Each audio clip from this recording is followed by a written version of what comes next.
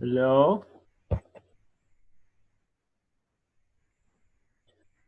James. James. You there? Hello, hello. What's up? Can you hear me? Yeah. Is this Starbucks again? Okay, yes, okay. That's so great that you're saying that because I was literally planning on telling you about this. That's a great segue. Are you rolling? Yeah. All right. Well, this won't be long. Actually, this is kind of relevant to political correctness. Can you see me, by the way? I cannot. Hold on. Good. All right, cool. So, Wait. you know how it's really fucking loud here, right? It's And like, not as bad as last time, but no, it's still. I I often sit here at Starbucks, and I mean, like the town that I'm in right now, they don't have many other cafes that are late and like that are nice and shit. Like they're really all far and stuff. So and I just sit here and it makes me think like Starbucks is literally it's like the epitome, the height of sort of manifesting non-culture. It's so not culture. You yeah. know what I mean? It's like this is where like it's spread all over the world, right? And I think that's I know it's weird, but it's connected to political correctness, and I'm going to get to that segue in a second. But like everybody's dressed the same. Everybody, it's just the music is always like, I don't know, just the same, and everybody goes to Starbucks. Everybody's got Mac laptops. I mean, I know I have one right now too, but but you know what I mean? Like just in general, Yeah. Starbucks is a physical place where you can actually just, if you want to see what's happening in the world, go to a Starbucks. Everybody's doing the same thing at the same That's place. pretty bleak, dude. I know it's bleak. I mean, think about Montreal. Think about where you live. You're in heaven. Oh, I know. I mean, Ah, you call this heaven? seriously, well, in comparison, culturally, yes. I mean, think Yeah, about this how many is nice cafes. diverse, There's no multicultural Starbucks heaven. here. Well, there's no Starbucks. There's barely any. Well, there's no McDonald's. I don't see any of that stuff in Montreal. Because people have culture. Every cafe is different. There's different vibe. There's different people. And I love it. I miss it. That's why it's like. Anyway, I was just kind of frustrated in that. Well, But everything's getting also, gentrified. It's like when I went to the Yukon. Whitehorse is the only, I mean, city. I don't even know if you could call it a city. It's like 20, 30,000 people. And yeah, half of the town is a Walmart. There's and W's, I think, yeah, and then there's a few old buildings and old cultural stuff. That's fantastic, but it's dying. And yeah. I went on a date 2 nights ago. I think it was 2 nights ago, and it was a girl from Mexico, and she asked. I mean, I asked her how she was liking Montreal, and she said, "Well, everyone loves Montreal." And I was like, "Eh." Um, I mean, I love Montreal, but I don't know. Sometimes I feel like it's plays so hard on its diversity and multiculturalism that it ends up not having any depth of culture. Like Weird, there's still some of that left. weird backlash. Yeah, you're right. Yeah. Hey, So dude. you get By a the way, bit of everything, but nothing. yeah. Tilt your webcam, or because you're like at the bottom of the screen. Oh, Yeah. All hello, right. Cool. hello. So anyway, but I would argue in the opposite direction. I mean, but yeah, even in Montreal, it's sort of like infected with this sort of culture. And here's where I can segue into the topic of conversation, which is political correctness. Um, like everything is uniform. I mean that it's like a recurring theme, right? I mean Yeah. everything is the same. Everybody being on board on the same side. That's like a sort of like a hive-minded sort of effect, right? That's the point. Everybody uses this sort of like higher idealism of everybody coming together and everything being peaceful, so much so that everything becomes the same. It becomes stale and sterile. Yeah. Um, and then, of course, does the exact opposite in the extremes, uh, which is actually not bring people together but divide them, right? And that's what we're seeing in the sphere, right? Political sphere. It's the polarization of people. You've got the left, who used to be the champions of free speech and freedom, um, literally saying, well, you're black, so you know, and you're white, so you can't talk about certain issues. You know, like you're for a white guy, well, you can't talk about what it's like for black people to live in society or whatever. You can't, certain topics you can't have, all this kind of stuff. I think we're well aware of it now, and I think if anybody who watches this kind of stuff and keeps a good tab on, you know, political correctness and the the force that's sort of rising against it. I think And that we can could go too safely, far too. The force that yeah, rises against it. That's yeah. so we could safely say that this is all like we know that this is happening. We don't have to talk about, you know, what people are doing or why very much anymore.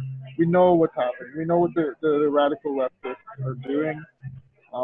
We know what this political correctness is sort of like um, causing like issues. Hmm. I think we should get into like a little bit more specific case. We should talk about specific things. You know what I mean? Sure. So it's kind of like Yeah. it's not. I don't want to debate like, oh, what can I say, what can I not say, or you know, this happened, that happened anymore. I want to talk about specific things to understand what the effects of those things are. So, like for example, there's this sort of weird feeling that arises in me when I see people virtue signaling, which is part of political correctness, right? And it's like, Yeah. okay, well, yes, I agree with this person. I agree, you know, what they're trying to champion, but I get this disgust when I see people sharing, you know, things about oppression and blah blah blah, because I know that it's not genuine, and I know it's for brownie points. You know what I mean? Yeah. Yeah. Like, how do you get people who are so hooked to this sort of like, you know, like stimulating hit of like feel good, you know, chemicals every time they virtue signal? How do you get them like off of that drug? You know what I mean? That's what I want to talk about. Oh fuck, man. That's a question for the ages, dude. Yeah, well, that's the question for this age, the age Yeah. of political correctness, right? Now, I want to establish this first off. I want you to describe what political correctness is, what it's for, what's bad about it, what's good about it. So, political correctness, you know, go for it on your side, and I'll talk about it on my side. All right. Well, that's a really loaded question just off the bat. I'm going to attempt to define it for sure, but I mean, I think there was a debate not long ago. I think with Jordan Peterson and Sam Harris or something. No, it was Jordan Peterson and there's two guys on one side, two guys on the other. Anyways, everyone was asked to define political correctness, and it got very all over the place. So basically, I might tie this in with a theme that has come up a lot for me in conversation recently is what's pleasant versus what's necessary. And like I was talking to someone recently and we were talking about family and how my family has gone through a lot of crap not in recent times. Don't worry, this is all leading to an example. I'm not going to go into details about what happened, but we had to sit people down and kind of mediate a conversation to be able to figure things out. And a lot came up, a lot's come up since. And what it made me very conscious of is just how much, like, like in families, but also like in society, day to day, we, how do I say, we bend the truth a little, or we omit things here and there to make things pleasant for everybody, right? So if you're sitting at the table, it's a big family dinner or something like that, and someone says something political or philosophical or whatever ideological that you disagree with, and you kind of just let it slide because it's the easy thing to do. That's kind of political correctness. The thing is that over time, everything gets homogenized, and there's no tackling of real difficult topics, real big questions.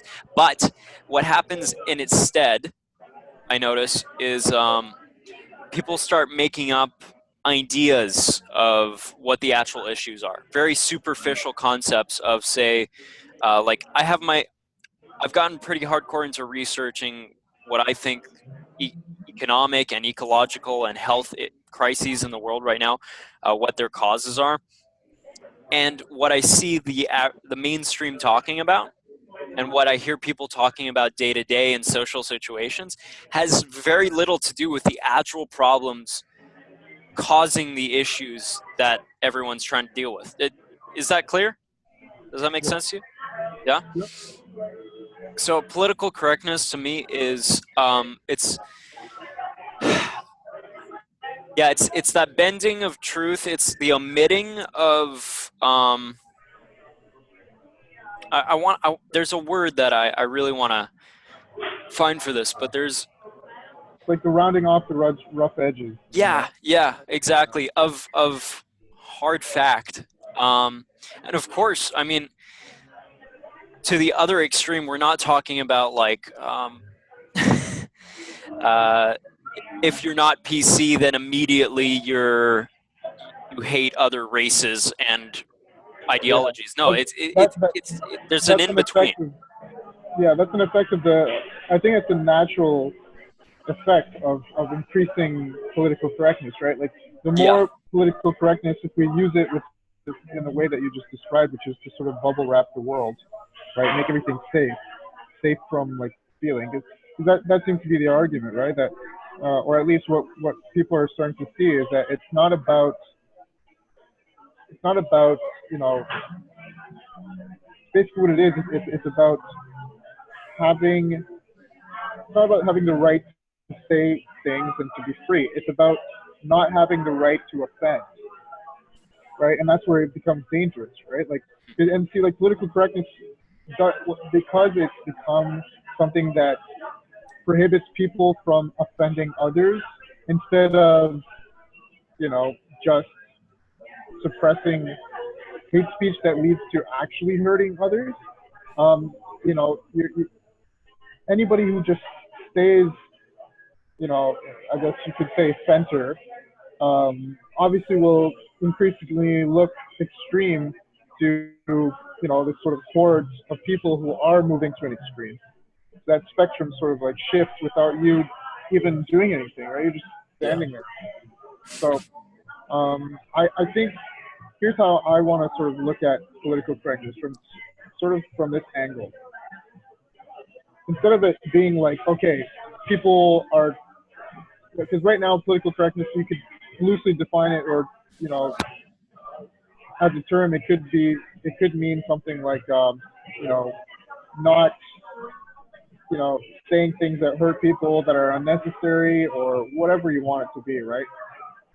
Because that's what it is ultimately. But let's understand it from more of like a mechanical or like a technical sort of side.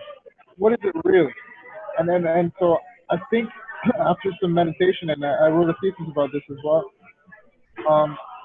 I realized that political correctness, what it actually is a system that allows us to regulate speech, okay, to sort of install a social pact between people without legislating it, without actually making it a legal thing. and Because it the often moment that leads to legislation. exactly, Yeah, but here's the thing. It's misleading because we say political correctness, but it has nothing to do with political. It's pre-political, yeah, right? It's yeah. it's kind of like saying, well, It's let's all agree that cultural we shouldn't. correctness. Yeah, it's a cultural thing, right? It's like we should. It's basically like saying, well, let's all agree that we shouldn't call that kid retarded Yeah, because that makes him stand out when he totally is. when he totally Just is, kidding. which is fine. Just But it's kidding. true though. I mean, a retarded kid is retarded. From the French, retardé, and which is slow, or not even slow. It just means Late. so even late, exactly, which is not even you know an insulting term. Of course, culturally speaking, we've turned that word into like a taboo word, right? Or, Special or different or yeah. So let's not pretend that emotional attachment to words doesn't affect the meaning. Let's not pretend that. But let us just let us see things clearly for what they are. That by virtue of the word retarded becoming a word that has become sort of negative, or more like a hateful term, we sort of all come together and agree that, hey, let's not use that word anymore. You know what I mean? Um, so, in a sense, political correctness serves a very important purpose, and it's to have an understanding, right, between people on a social level and not a political one. Because the moment you say you can't use the word retarded, let's legislate that. What is the legislation? What is the law? It is basically the installation of a sort of a well, it's installation of an oppressive sort of like Yeah. force. And that's why we don't want to legislate speech. That's why free speech has been so important. You can't use force. So that's like the conundrum. It's like, well, if you can't use force to legislate speech because then that becomes tyrannical, well then how do you regulate how we speak and how we treat each other, and how we talk to each other? Well, that's what political correctness is for. So I do agree that political correctness is an important thing, right? But it's a very, very narrow, very, small tool. It's a very fine tool, let's say, not small. It's a very narrow tool that's very important. And if you inflate it at all, then you get the problem that we're looking at today. So Yeah. we should not inflate it, right? Like, things should take a natural course. Like the word retarded, even when I was a kid, it was used up until I was a kid.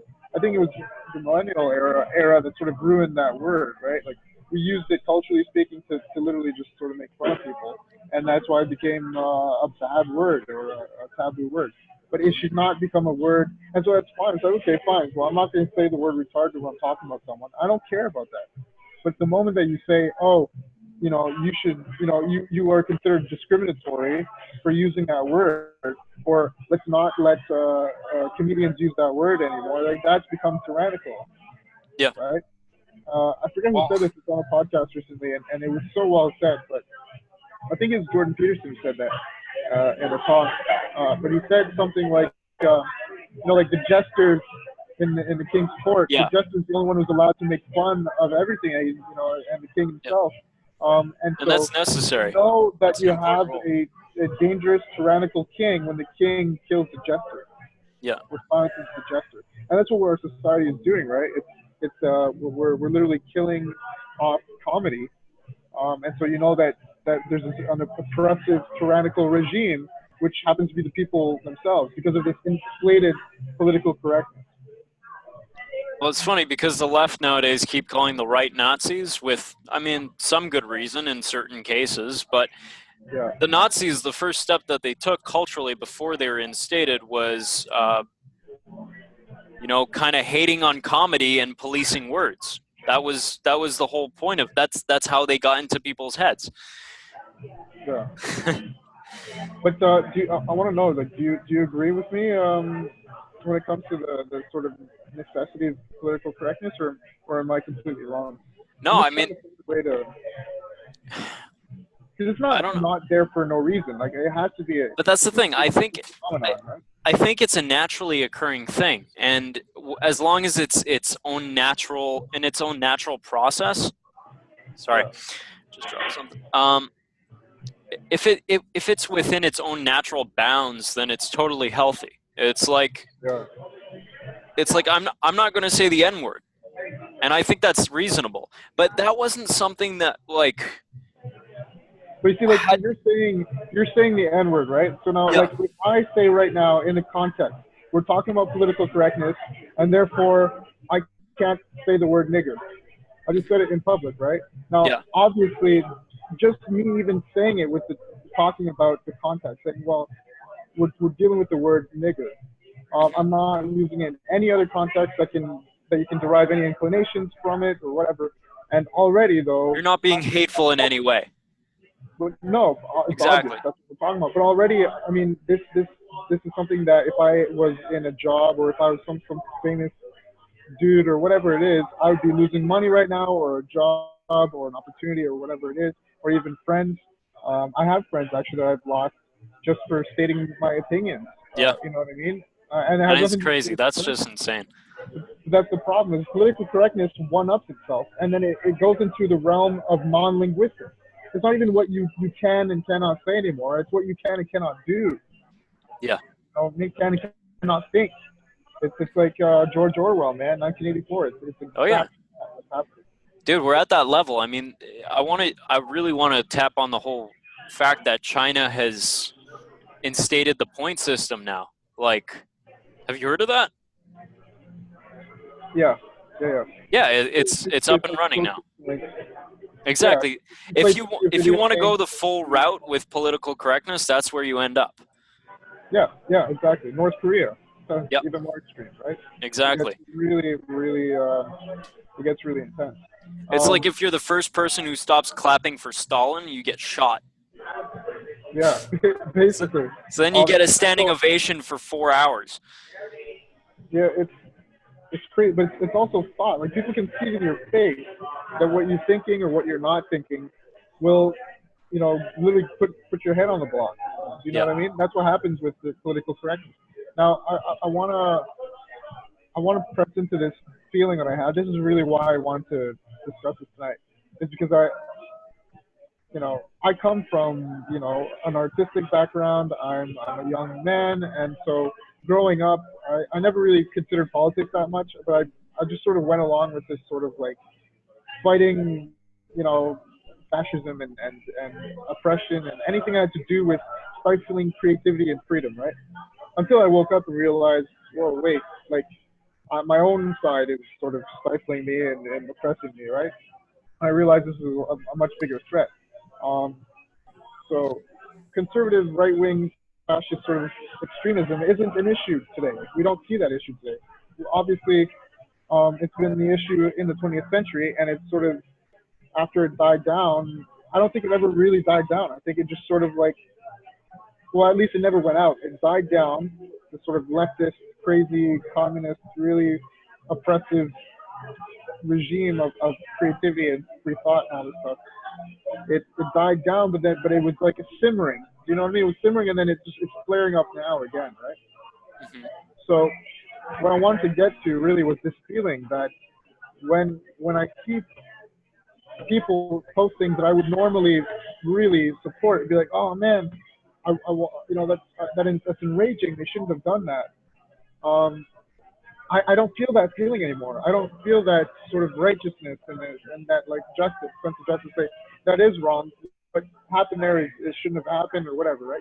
I don't feel like supporting it anymore because I I I don't want to be tainted with the sort of view or even with the feeling of knowing that I might be virtue signaling. Isn't that kind of weird? You know, like I don't Yeah. want to virtue signal. You know what I mean? And that's not who I am. I don't do that.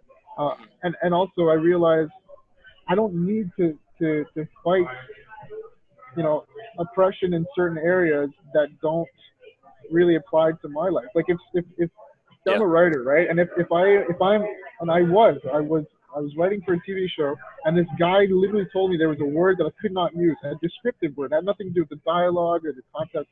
It was a descriptive word, and it was because of political correctness. I was like, dude, like this is a fiction, and this is the topic we're talking about, and I can't even use this word. Like that's when I get outraged, and I'm like, go against the oppression. Of course, I'm fighting a leftist, sort of political correct, zombie. But if that were to be the case, or something like that, like if I see something that's oppressive more from the conservative side, of course I'm gonna go and fight against it.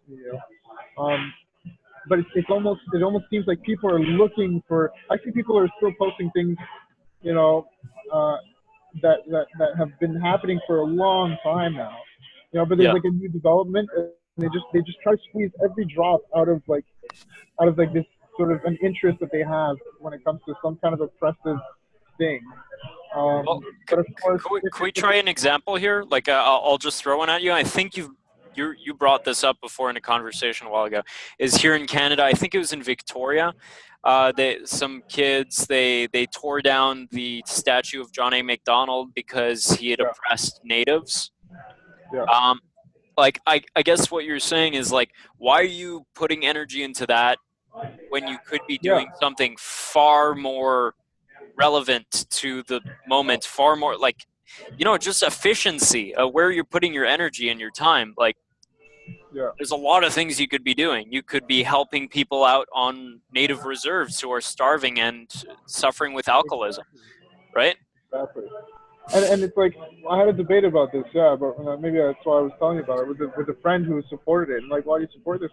And it's like it's one thing to like throw paint on a statue or whatever. I mean, some people are go kind of extreme in the other sense. They say, oh well, that's money that the city spends and whatever to clean it up or whatever. I don't care. It's like add a message to something, but don't tear things down that already exist.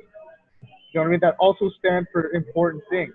Like that's going against what Nelson Mandela proved. I mean, he suffered and he lived his life in such a way that sort of established this very necessary idea that you know you don't change the world by taking down the other person's Yeah. values or anything like that. You allow them to coexist, right? And then influence and via your own presence and willingness, You build your own kingdom, and you build then your own kingdom. and Exactly. it's and if it's good enough, if it actually works and it's great enough, then people will come to your Exactly. kingdom. Build your own So, thing. so do you think that that's possibly why some people like, aside from the being hooked to just virtue signal, like being addicted to that, do you think that's why some people are not speaking out? About what exactly? Because I think like I obviously I'm not hooked to the virtue signaling thing, but also I I'm not afraid to speak out. Obviously, I've spoken out and I'm speaking out right now. But what's blocking me from speaking out to my friends, to who it really matters, to my environment, Yeah. and to try to change their ideas, is the fear that I'll lose them and all that kind of stuff. But even that I've done. But I don't want to. But yeah, I guess I'm talking about the I don't want to sort of support. It's like a weird thing. I don't want to support the things that I do support because then I'll be seen as these people. Do you think that's an issue that might be on the Oh yeah, horizon, at least for for sure. people who are sort of like enlightened in this manner, who say, well, I can be leftist or have liberal values and not be radical? Because I think that's a problem that we need to fix on the left. People who are on the left who are still sort of like sane. um, Yeah. we need to figure this out. We need to know how to still support our values without being put in the same sort of like uh, being put in the same picture as these radical leftists. Well, it's tough. Everything's gotten so polarized now. If you say anything, then you're taking a side one way or another. Um, Yeah, I mean, that's that's that's a big question. Is and it comes back to what we were talking about with purpose. And in my view, everything comes back to this: is do you value more truth or what is pleasant? Right? So yeah, do you think there is a moral code on some level of reality that says you should tell the truth? You should stand by your values, and even if you're wrong, you tell the truth and you still try to figure out if you're wrong or right. You just be honest and be true and seek the truth, or go along with the tribe, and because that's easier and that's more fun, and you probably get laid more easily that way. You get more attention, you get accepted more. You probably your career is easier too. I think a lot of major industries are built on these social hierarchies of virtue signaling and very surface level values. So yeah, no, I think that's definitely an issue. And I think a lot of people deep down don't believe that it matters if they tell the truth or not, or if they question things, or if they seek truth. They've never thought of it. They're just living like an animal in a way. You know what I mean? yeah, yeah. And That's I think we've been told that we're just animals for so long, most of our culture, that's sort of a subtext that's existed for a long time. I don't think people often feel like it's worth even trying going another way. And I mean, sometimes I question living the way I do because I get into arguments a lot, and it gets tiring. But at the same time, it's only by doing this that I've been able to improve my life, by finding things that are true and that work consistently or semi-consistently, and I've been able to implement into my life and actually help people who are willing to step out of the social mainstream perspective and try new things. I've actually been able to help some people as well. So you see what I'm saying? Yeah. I see. I think that there is a balance, right? It's like, Yeah. Yeah, you for know, sure. ultimately, truth typically brings you closer to something more pleasant, right? It's almost like if you want short-term sort of pleasantness, then you're gonna go for the non-true option. But overall, you're not really getting Yeah. satisfaction of true happiness because You're not there's connecting to reality. exactly. But of course, if you go too true, then I mean you can't walk around like remember that movie by Ricky Gervais where what's it called? He basically there's no lying, the invention of lying, right? I haven't seen it, but I saw the trailer. It's set in a world where nobody ever lies, so it's obvious that we do need to lie straight up, lie or at least omit the truth to some degree to live a little bit more of a on a smooth surface, right? Like you're not going to tell your mom that she looks fat in her dress. You know what I mean? Maybe. You're just be like, yeah, no, you look good. Do you know what I mean? Like, and that's Yeah. probably not that harmful. It's probably more beneficial to lie in that circumstance and not. But I think this applies on more deep and more abstract levels. Um, But you don't have to tell her like she's gorgeous either. no, either, right? Like there's a certain amount of truth that can be omitted. I think that should be. It's kind of like That's a Sean good question. Carroll was talking about that. Mhm. But Sean Carroll was talking about the compatibilist perspective on freedom of action, free will, free will. And he says that like it doesn't matter that if you don't have free will on like an atomic level, for example, like it's all programmed, and then you don't ultimately actually have free will. Um, Even if that happens to be the case, even if that is the truth, you're not going to go and like not convict a murderer because it's out of his control. It's all determined. You're going to say no. I mean, ultimately speaking, you have to go to jail because that is something that you did and it's your responsibility. Yeah. Um, that technically is a lie, or you're omitting the truth on some fundamental level. But Okay. Okay. on the Well, level of a full human being, that doesn't matter, right? So it doesn't. You need to preserve the values.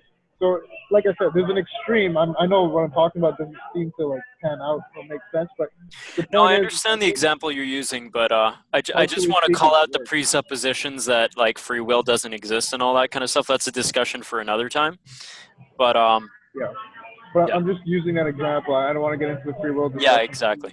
Um, but by using that example, we can sort of see how a certain amount of truth is important, but also you can take it too far. Um, and like I said, it's more abstract.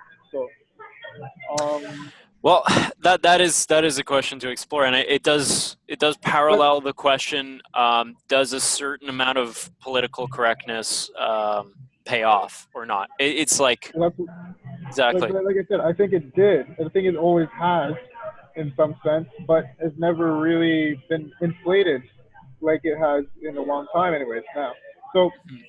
I think this sort of like I think we can establish for sure that it's never the case that in this context, the political correctness, free speech, it's never the case that we always go towards like too much truth. It's always a battle against, what I mean, lying. Yeah, yeah. So we can eliminate that, right? We can say, That's a good. yeah, That's a when good it comes point. to political correctness and freedom of speech, we're always fighting against an oppression of some kind, even if Yeah. you champion those values.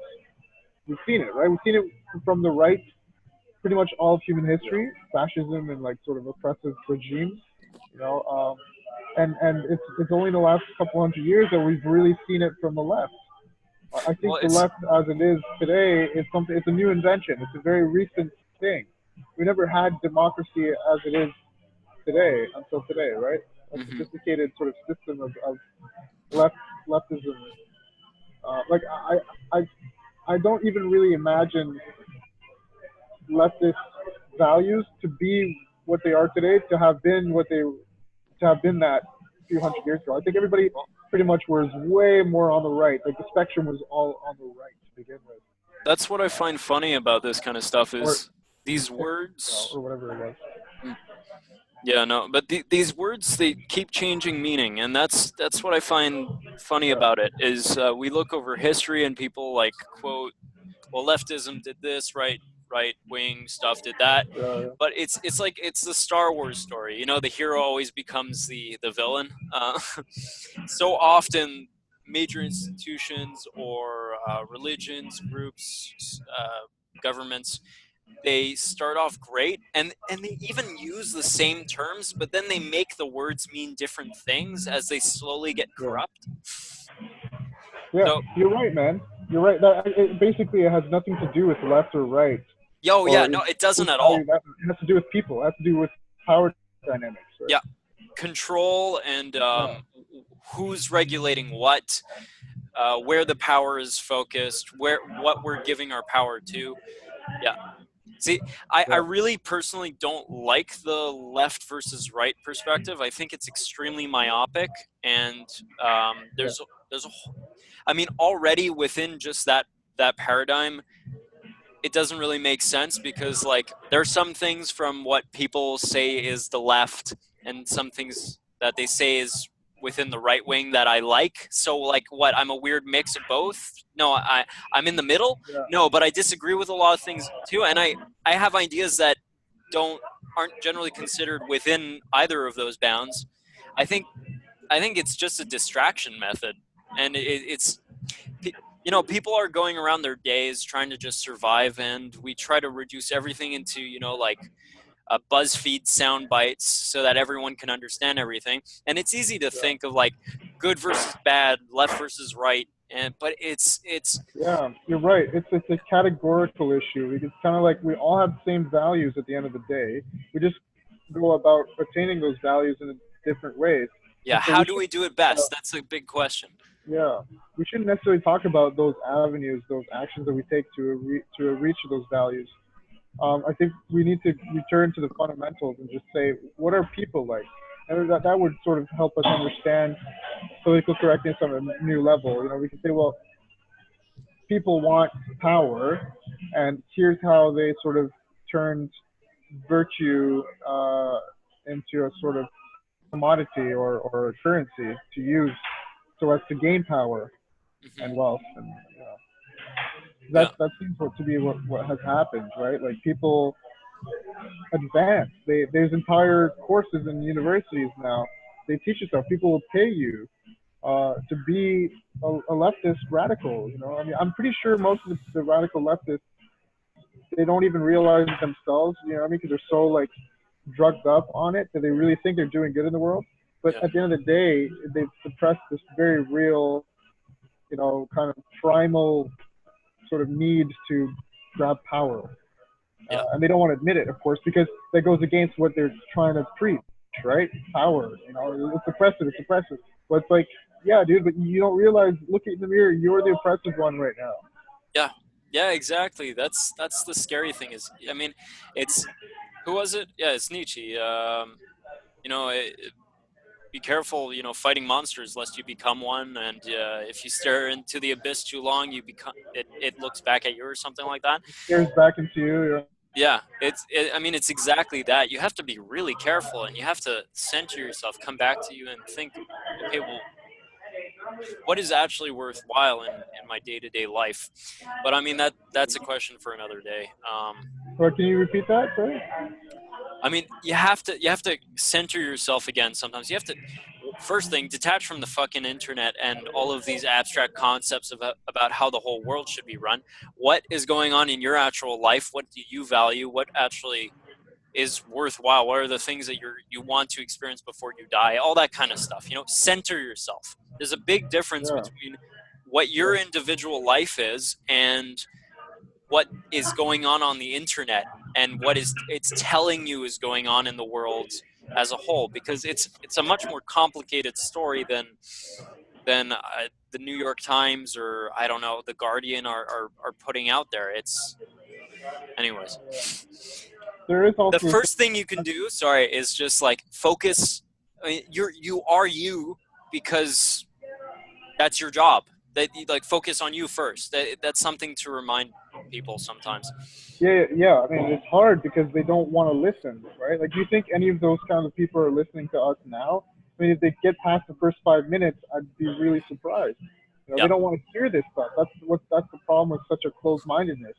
You know what I mean? And that Like, brings us back to the first question that you asked of how do you get people to listen? yeah, yeah. But well, here's the thing. There's another way we could look at this as well, and I think you know, Weinstein said this on stage with the rest of the IDW in London, I think, or anyway, it was one of the talks, and he's like, well, I think it's just a hyperinflationary scenario where, it's a very small group of people who have sort of, taken control over everything, sort of infected everything, The and loudest people. as a matter of fact, yeah, we might be the issue. It's kind of, I kind of want to look at it this way. Yeah, no, I like that. There's like kids that are just there in the corner making all the noise. If you're paying attention at them, they're going to continue trying to get your attention and like keep the attention. Yeah. But if you just go on about your day with the adults, at some point the kid will fucking shut up and go play outside, right? I think it might be an issue of people who don't agree, who are paying attention when they shouldn't. Yeah. Because, But I think someone has to those be people loud are enough sensitive to. to things. Yeah. No, I totally agree. But then now there needs to be a group that's loud enough to counteract the first loud group to make the majority realize what they're doing, that they're just catering to these children, these whiny children. Yeah. You know what I mean? And Yeah. it sucks. I think, Like most decent people, they just have a very live and let live attitude. They don't want like honestly, I'm not driven to get my voice out there and like change society. But at this point, I'm starting to see it as a necessity, and also things in my life have gotten me to this point where I just enjoy having a conversation with you about this kind of stuff. But yeah. it is starting to become necessary for people to fucking talk about, hey, like you who wants to just live your life and have your job and be yourself, you should be allowed to do that. You shouldn't have to constantly give up things for this whiny group of people who keep telling you to feel like shit and pay what's the word, um there's a word, you know what the government here pays to native people, corrections or something like that. Oh, okay. Yeah, something Yeah, like that. Yeah. yeah, I know what you mean, though. to all these people. You get what I'm saying? Yeah. It's not tribute, but it's like, yeah, yeah, for damage. Kind of like Hmm. an honorary sort of like. But anyway, I think so. If you don't know me by now, I'm gonna put this in a sort of future scenario, kind of dystopian Cool. sort of perspective. Let's go Um, sci-fi. this whole freedom of speech being attacked, and it's so important, and I think people don't understand very. I think especially the youth, who are the ones who are sort of kind of the ones who are propagating a lot of this political correctness, because they were raised that way and they're taught that way in universities and stuff like that. Um, it's kind of, to me, on the, because you know how I believe in a sense that this is the last century for humanity. Not necessarily existentially speaking, but just things are going to change so radically in this next 150 years. Um, that when it comes to our survival, when it comes to our culture, when it comes to our mentality, when it comes to our bodies, everything's going to change so drastically that I really don't think we will be able to call ourselves human quite as much with the same sort of definition that we've had in You're mind talking for the about last, transhumanism. yeah, transhumanism to some degree, but also even if you don't go talk about the transhumanism, it's, even today we can, by today's standards, we can look at the past and say, well, we're not like humans, you know, 5,000 years ago. You know what I mean? We Oh, actually we're have probably not smaller even like, brains now. yeah, like everything just changes, but it's just going to change a lot more. It's a law of exponential growth, right? Um, the universe works in a manner that is exponential in many areas that our brains didn't evolve to comprehend. So I know it sounds a lot like woo-woo when I say that humanity is no longer going to exist in a couple hundred years, but that's actually kind of like the consensus of a lot of experts and people. And I know I shouldn't rely on this, ooh, well, he said that, and but the Well, point is, I'll I'm not just the only say, one to have. Huh? I mean, I don't fully agree with the view, but I will. I will support you in the simple fact that basically everyone that is looked up to in mainstream culture today, all the people who are the richest, the most advanced in terms of technology and research, are talking about this. So you're fully backed Yeah, up, and I think people do. Most people have an idea of this stuff at this yeah, point. but I'm not even talking about just like turning into robots. Like I'm not talking about that. I'm talking about like, changing our genetics, Yeah. even becoming different species. The human race is going to split off in different species. That's without a doubt, right? So And you're talking about CRISPR and the technologies that are being CRISPR-Cas9, created yeah. So with in everything, genetics. Yeah. look, it just seems to me like this. We have CRISPR-Cas9, that's just genetic sort of subspecies on the horizon, or the merging with AI, becoming some kind of fusion of bio. I want to say bio virtual entity because I don't necessarily think that our bodies would You can necessarily call it change that much. synthetic. Exactly, biosynthetic. Or just so if you look at all these different things that are on the horizon, one of them has to be true, or a mixture of all of them, to some degree. Nuclear weapons, climate change, whatever it is, a solar flare from the sun, or some kind of supernova from Andromeda. I don't know. The point is, on the horizon, there seems to be more and more things that not only change our environment but also change us. And so I think it's safe to say that I have high confidence that humanity will no longer exist as it is today within the next couple hundred years. So putting the political correctness sort of like issue that we're dealing with right now, it seems to me like the butterfly, the what is it, a snail, or what the fuck is a butterfly? What is it, a moth? What's a butterfly before it becomes a butterfly? Caterpillar. Caterpillar. Okay. Yeah. Seems to me like the caterpillar, while it's in its most important, vulnerable stage in its cocoon, it's almost like it's been infected by something before it becomes a butterfly, right? So it could just die in its cocoon. And I think that's what this political correctness is like. Really, really, after having created democracy and like sort of made it work for a little while, very short while, but at least it was working. We're infected with the same old oppressive bullshit. The whole free speech thing is like the free speech thing has been around for a long time. I mean, yes, you didn't have speech that was as free during the bourgeoisie aristocracy type Well, before the internet. time, but at least you could talk about shit. You know what I mean? Like you just didn't talk about the government or the policies, so you could say whatever was on your fucking mind. Yeah. You know what I mean? So like free speech and democracy and all this stuff, it's like, oh come on guys, like this is such a novice sort of like mistake. Like guys, this is an error that we shouldn't be making at this point. Because I like to give credit to humanity and say, look, we have this down. We have free speech. We pinned it down. We got it right. And like Fucking basic human rights. yeah. So to me, like thinking about this sort of like, even if you don't want to think about it in terms of humanity being on like the ropes right now, just think about it in terms of pure progress. Just like, do we want to struggle for the next 100 years, or do we want to enter a new dark age? You know, a new medieval times. You know what I mean? Even if you just look at it straightforward, like, do you want the next century to reflect the beauty and the power and the intelligence of the human race, or do you want to reflect its fucking weakness and stupidity? I don't want to be that generation, bro. I don't want to be that generation. Hmm. Well, one thing I'm going to say, and I say it often, is technology isn't really good or bad. It's how we use it. It's just an amplifier of what's already there. So Yeah. that plays into what you're saying. So yeah, Well, if we're fucking up now, right before we have some major breakthroughs technologically, then that's going to reflect amplified, yeah. big time. I mean, I don't know where to tackle that right now because there's a lot of there's 100 ways I could look at that. Yeah. Um, Well, I mean, I like what you said right there. That the technology just amplifies what's already there.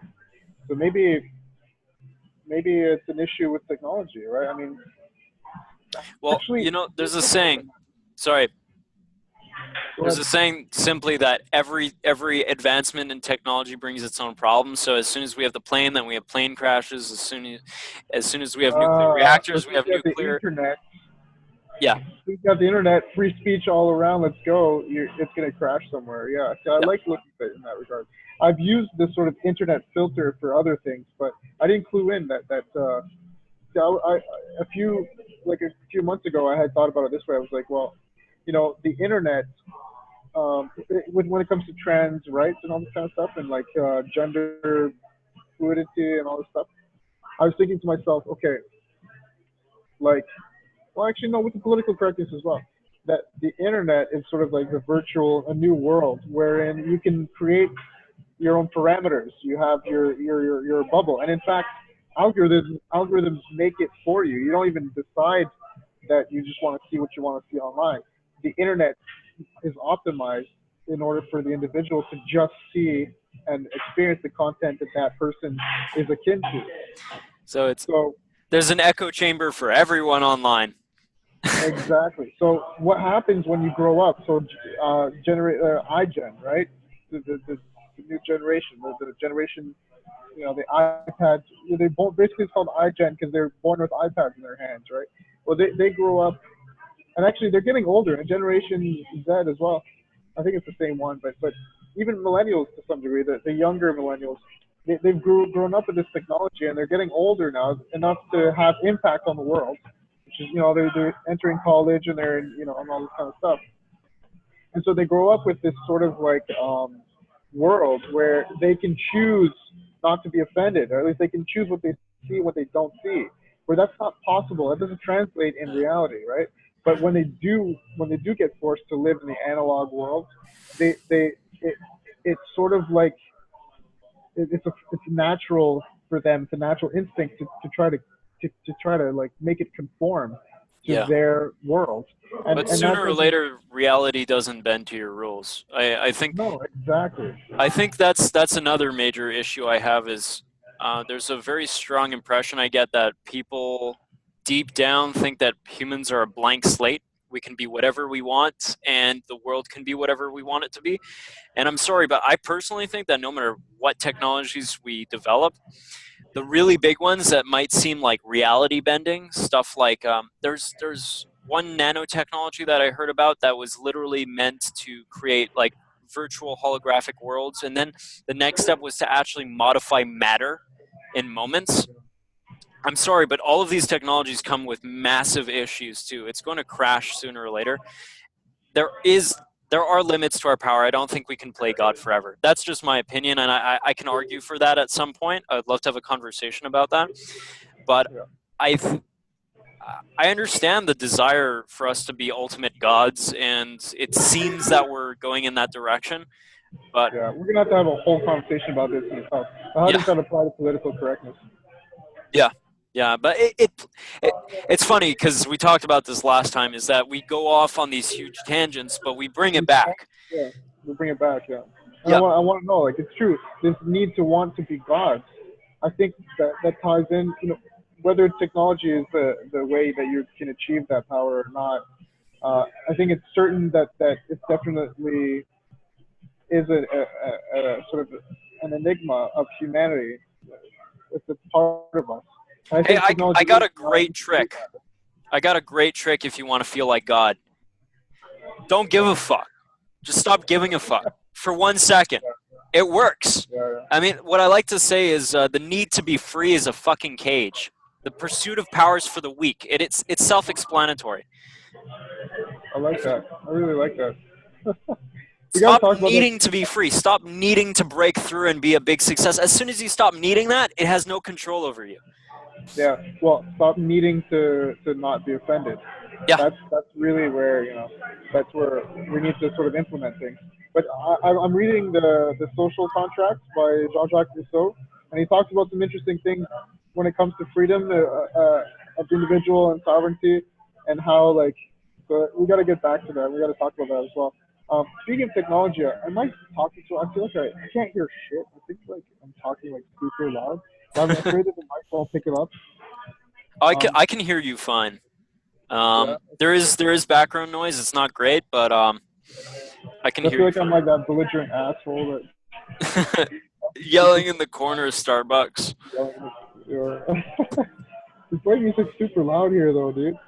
Are Anyway. you getting scared that they're gonna hear you and be like, "Hey, he's not No. being PC," and then they're going to call their buddies and heckle you? No, see that's the thing. I don't care about being not being PC. I care about being a belligerent asshole, right? That's reasonable. That's the That's difference. reasonable. That's what I'm saying. Like these things can coexist. People think that Yeah, that just because you don't want to offend people that you're PC. It's like no, I don't want to offend people because I'm a nice guy. But yeah, don't that doesn't mean that I don't want to have the right to think or say certain things or make jokes. yeah, You know what I mean? Like yeah. No, you I should be think able to lightly step on some toes. You don't put all yeah. your weight on it, but you just tap them on the toes, and you're like, "Ha!" Right? You know? Exactly, exactly. I think that's another part of why this political correctness is propagated is the over feminization of the world. Oh, there we go. I'm an Oh, anti-woman, a misogynist guy. Ooh. No, I'm not in that thing. I'm not in that basket just because I think that we're being overly feminized. It has nothing to do with not liking women. It has to do with femininity and masculinity. So if we suppress masculinity, we say oh it's toxic, and we say this is with a more virtuous sort of behavior and it's feminine behavior, then you're going to run into some fucking problems because obviously we're set up in a binary dynamic of man and woman. Oh, there we go. I'm anti-trans again. No, I'm not in that boat either because tr- transgender still has to do with gender and and hey, and, sorry. and go ahead. I finish, and I I went want off to on ask something. yeah, go No, ahead. yeah, I mean you're I, making a I good point. went off on a rant. So. I was just wondering, like, if I say I'm binary or I'm gender fluid, and I can sue you for getting my pronoun wrong, does that mean that like from minute to minute I can be like, hey, you just call me a dude. Right now I'm identifying as a woman. Yeah. No, you can. I mean, it basically it's exponential, right? But it's kind of funny, but it's true. Like you can change the moment that you start changing the meanings of certain words, like or pronouns, then you can change the meanings of the words that are applicable to it. So, for example, right, if you identify as let's say you identify as a I don't know, because it's so strange to me now. You have different pronouns for Dude, different. literally look at anything in the room and be like, I identify as that. I identify as lamp. Yeah, exactly. But the point is that you could sort of warp all of the language around the topic of you when people are talking about you or to you and say, well, the manner in which you're talking to me isn't befitting my identity. It starts with your pronoun and your gender, but then it goes as far as you want to take it, right? You can say, well, I'm a blue phoenix. That's how I identify. That's my gender. That's The pretty phoenix. badass, honestly. That is badass. I'm picturing a blue phoenix. Now I kind of want to be it. But think about where do you see something like that, a blue phoenix? And a lot of these trans people, like, they call themselves names that are sort of what's the word I'm looking for? Androgynous, like that, right? They'll call themselves like Phoenix Well, or whatever. there are people who literally identify as animals or what they call Yeah, kin, yeah. mythological animals. Seriously, we're talking about technology. Let's make the link. Let's connect the dots, right? Mhm. Where do you see such characters that you can enliven yourself as? In video games, in Video virtual games, reality. in the virtual reality, Yeah, exactly. yeah, Yeah, you figured it out. So, um, it's very clear that this is a sort of mental shaping of virtual reality grafted onto real reality to but anyway, I kind of wanted to get back to the feminine thing. So the over feminization of society causes it also fuels. It's like fuel to the fire. It's like, well, you have to be compassionate. You got to say nice things. You know what I mean? It's like, no, you got to say the truth, right? Nature versus nurture. That's like the balance yeah. here. Feminine versus masculine. Uh, And I mean, that's yeah, the thing. Like, you know what? Hey, let's just acknowledge right now that maybe we are toxic men who just can't understand this, and we're saying this shit and we're wrong. But you know what? At least we're telling the truth. And then yeah, and come to us, and we're open to being argued against. If you can make a good point, we would love to have you on the show and talk about it. That would be great. Like if you're willing to have a rational, calm conversation, and no one starts name calling. I mean, you can name call us if you want. It doesn't really matter. But like, yeah. if you want to argue that we're just entitled, biased men, come on the show. Yeah. You see, like, those people don't have discussions. If they actually have a discussion with you, then they're not the people we're talking about. That's just the fucked up part. It's so slippery. You can't grab a hold of them. If they'll either comment on your videos or say something without wanting anything in return because they have no position of their own that they can ground any logical arguments on.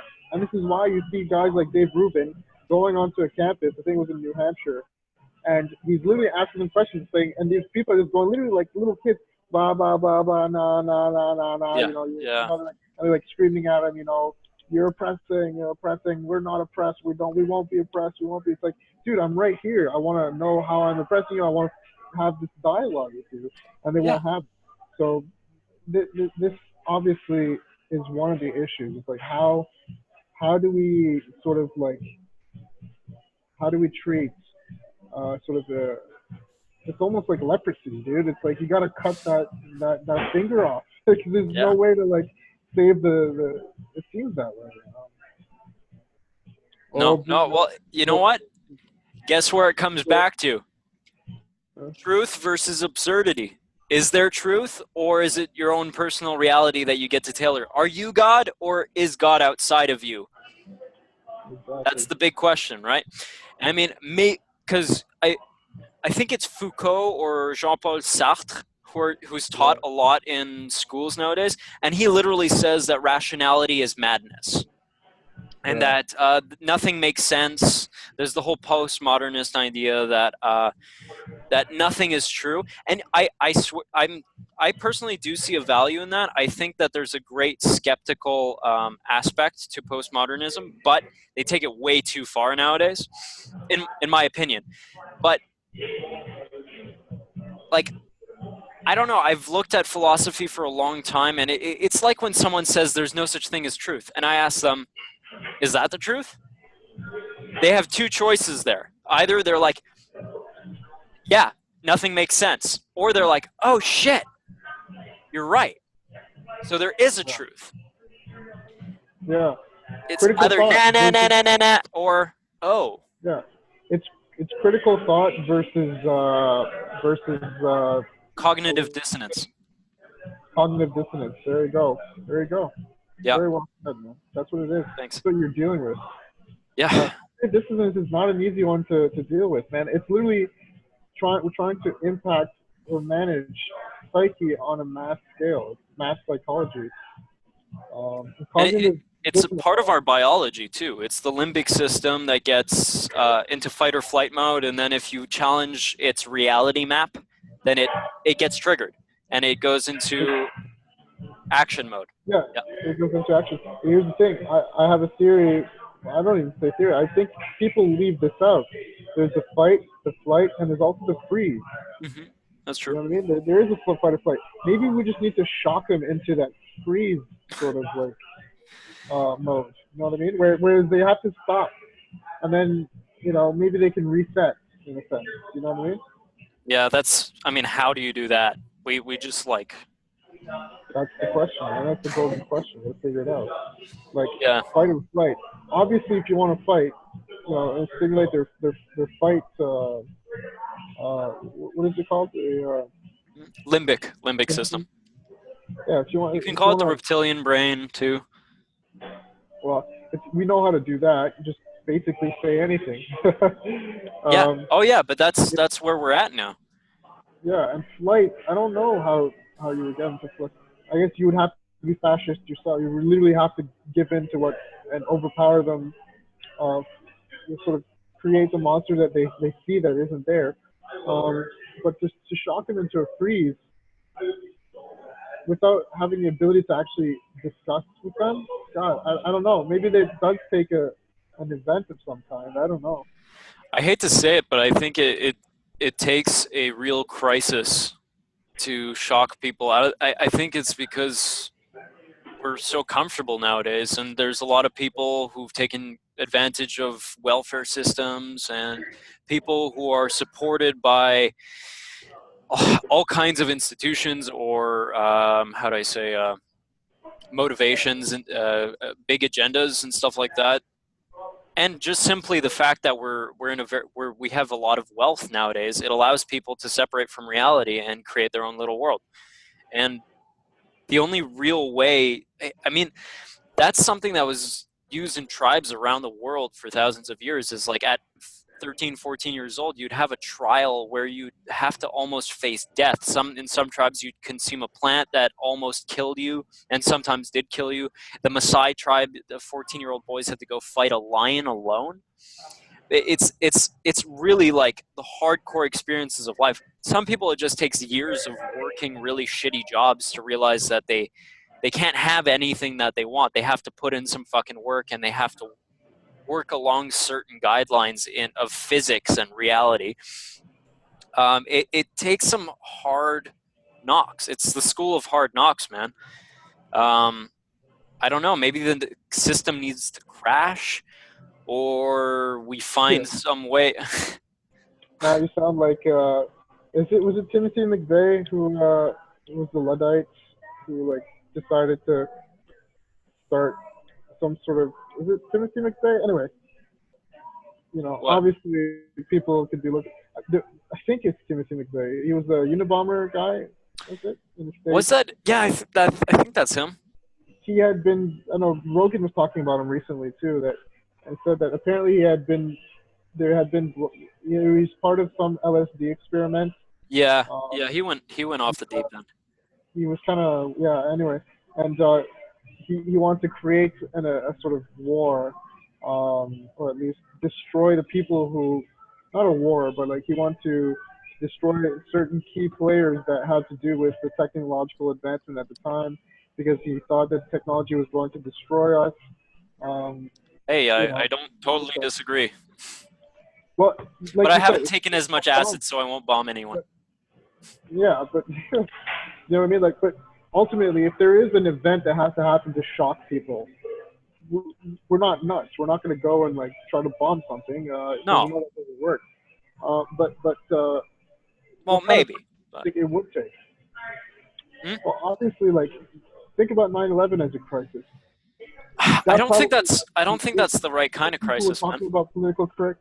I know. I'm just saying Yeah, it does wipe the slate clean, but it causes other problems. It's like it's if there had been a political correctness issue early in 2001, like a really bad one, I don't think people would really be fucking talking about that, right? They'd be talking about religious issues and radical fundamentalism and all this kind of stuff. That also kicked off some other bad shit. So like crisis, it's sort of like it eliminates certain problems but causes others. You know what I mean? Um, I guess. I think like that's why Elon Musk is so inspiring, because he wants to unify people or the human race with a sort of like, we need something to do. You know, it's like humans have to get busy and like have a life. You know, it's like get a life, but like on a human species level. That's what Elon Musk is sort of doing. It's like, guys, let's get a fucking life as a human race and like have a plan to like Yeah. colonize Mars. Let's just start there. You know what I mean? Let's do something for fuck's Because sake.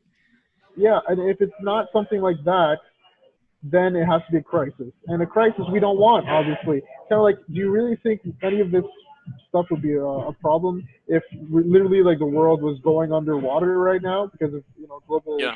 warming or climate Well, change or and whatever? I mean, most of these We don't people want say that's exactly what's happening. that. Yeah. But the point is, we don't want a crisis to help fix certain problems. It doesn't work that way. It's like fighting fire with fire.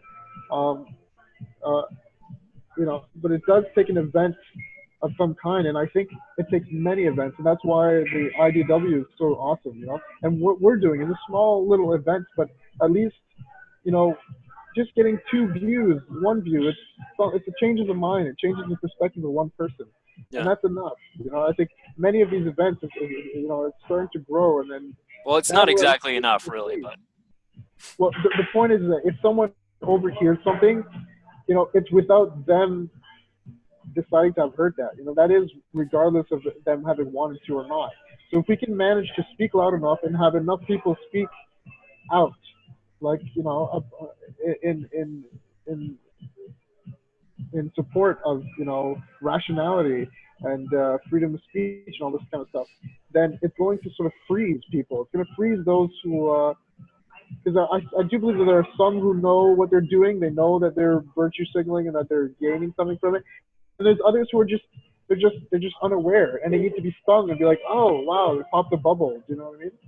hmm But well, if they hear the right things, that might be the freeze aspect that I'm talking about. It'll get them to freeze and think a little bit.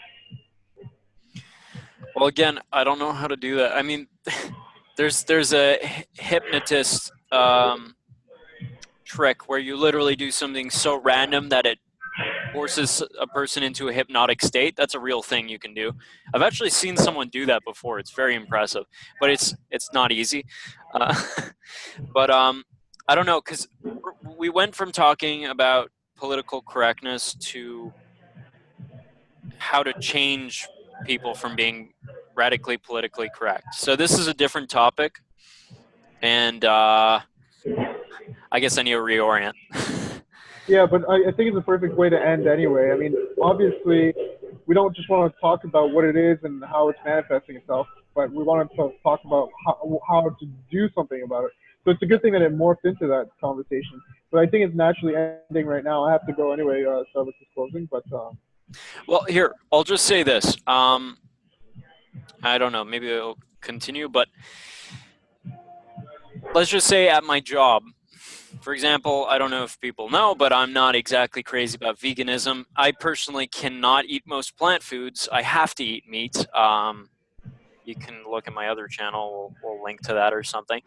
But at my job, if I've been fired before for saying I'm not vegan and not really being into it.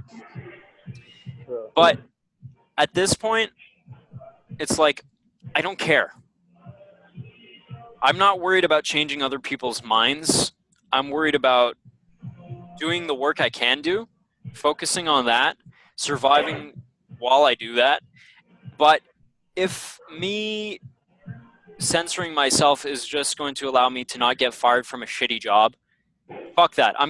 Just be honest. That's the one thing you can do for now. And if everyone was honest more often, if you took that personal responsibility, because that's the only thing you can really do, that's the first step to slowly everybody getting yeah, their shit you're together. right. And I think it's important to distinguish between honesty for the benefit of others and honesty with yourself. I Yeah. think it's an honesty with yourself. It's like saying, "Well, this is who I am. This is how I really think," and that's where you have to start. And that's all you need to do, really. You don't have to go out and try to say things. You just have to, when it comes up in the moment, wherever you are with whoever you are, be honest with yourself, and then say, "Yeah, this is how I think. This is how I feel." And that's it. Yeah. It doesn't matter if it's a bad idea, a good idea, radical or not radical. just come out and say it. You know what I mean? And that kind of honesty really is important. Like I said, regardless of how negative or positive something is, we need the negative to be exposed so that we can Yeah. sort of calibrate it. You know what I mean? We need So to you check can out deal our with it. This is why I like to talk to people too about my more radical ideas, because I want to be recalibrated on them. I want to know, well, am I becoming radical in this Yeah. context or in this manner? So, dude, I think this is a great fucking start. Maybe we can have a part two. Yeah. Let me know what you think. But in the meantime, peace be with you. You know, Church of Logic. Peace be Wait, with you. What's that for? I don't know. Is that we have to figure out something for the Church of Logic. Do like a I don't know. People at work today were striking a pose, and I just did that. It's what's a symbol? mudras. It's ancient Indian things. Yeah. Finger positions, yeah. Hey, did you check out though? I just made a quick logo. It's like a circle with a cross on top. There's like a brain inside the circle. Cool. I don't know. It's just I put it on our channel for now. It's just temporary until we get an actual graphic. But Yeah, for sure. anyway, But we need something legit. sounds good, bro. Yeah. We'll get colors and shit like that, and also I want to find a place that's quiet where we can actually fucking talk. Yeah, no kidding. Something with good audio. I've been looking into microphones and shit and webcams. I'll talk to you about it. But hopefully this hasn't been too unpleasant for people listening so far. We'll find out. All right, bro. Yeah, man. Take it easy. Take it easy. Church of Logic. Oh yeah, it's my job to end the meeting. All right. Yeah. Peace.